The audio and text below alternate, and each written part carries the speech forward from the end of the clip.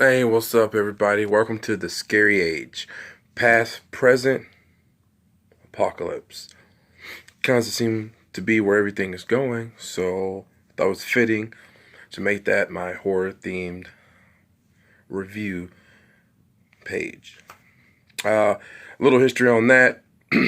I made a group about 5 years ago, now called We Love Horror, a Facebook page that has about 200 and something people in it. Not really big group, but it has a lot of people that's been loyal to the group for a long time, and it's still very active. Uh, so the name I gave on here, Scary Age Past, Present, Apocalypse, is the original name of that group. A little origin story there. So let me start off by doing my review on Boys in the Hood 2. Let's start off with giving a little history of the first one. May 24th, 1995. Hood Horror gave us a classic movie. Had Clarence Williams as the main antagonist in the movie. They had Joe Torre back in the day when he was hot, and the legend David Allen Greer, which even played a monster stepdad in one of the stories. Great quality movie, good story writing, music was good, great message in the stories, but it was a long time ago. In that time frame, it was very good. I gave that a high rating on that movie for that time period. So that brings us to July 13th, 2018. Boys in the Hood, not Boys in the Hood, wow, embarrassing. Tales from the Hood 2. I probably said Boys in the Hood before. This is my very first video. I don't have all the high-tech stuff yet to edit and all that fun, fancy stuff, chop and stuff. But bear with me. So, bring you out to Tales from the Hood 2. The main antagonist in this movie is the legendary Keith David. He's played Spawn. He's been in Riddick. Very, very famous guy. If you don't know him, look him up. You see his face, you would know who he is. So before I tell you the rating of the second movie, let me start off by saying I see what they were doing. For this movie might not be for everybody, especially if you're kind of sensitive to certain subjects of the modern world or the past. It deals with slavery, it deals with oppression, it deals with both sides of racism, and just all around craziness. If you've seen the first one, you kind of get how it goes. This one seems to push the envelope very hard and extremely aggressive on the subject. So it's definitely going to make a lot of people uncomfortable.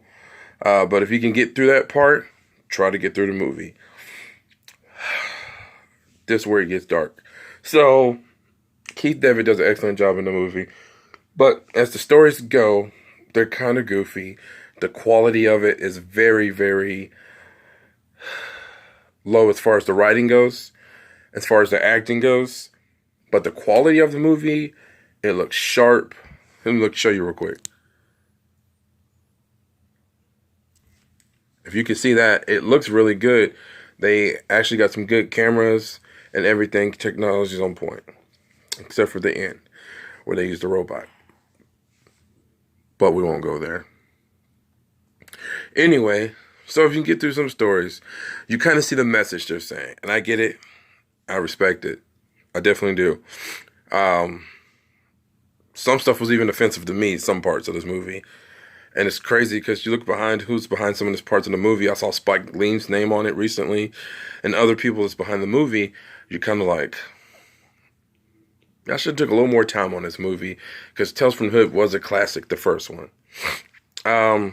But if you can make it through the few minutes of the beginning stories, which is quite a few, you get to the very end story, which is a history of Emmett Till, a young, guy that got beat up really bad and stood up for something and didn't want to, wasn't going to go for the oppression that time frame was definitely going through back then. A little more history on it. Look up Emmett Till. If you don't know who he is, there's a lot of history on that. The stories about sacrifice, paving the way for other people so you wouldn't have to go through that. He had a chance to come back from the dead, to come as somebody else reborn as a kid, And the one guy had to make one choice to help pave the way for other struggling black folks to make it better for the future coming. And that's what that story was basically about. It's way better than the rest of the stories. It's actually a deep story. If you watch it, it's really good to me. Like I said, the quality is very good in the movie as far as way it looks. If you can get through that, then it's pretty decent. Stop sugarcoating everything else. Let's get to the rating of the movie. The rating, I'll have to give it a 2.95 out of 5. It was just too much for me, even me. Like, I heard some people talk about it, and I was just like, come on, guys, give it a chance. You know, it's a black movie. It's going to be a little strong. But I feel like they pushed it and even kind of did it in a goofy way where you couldn't take it serious as much as you could. And I did take it serious. And you should take it serious. But 2.95 out of 5. I recommend you still try to watch it. If you get to that last story, and you'll see that part was deep. If they could have meshed more of that into it with the rest of the movie, it could have been very, very classic. As classic as the original. If you haven't seen the original, check it out. That's your boy, Brother Darkness. And I'm out in my first video. Good. Thanks. Darkness!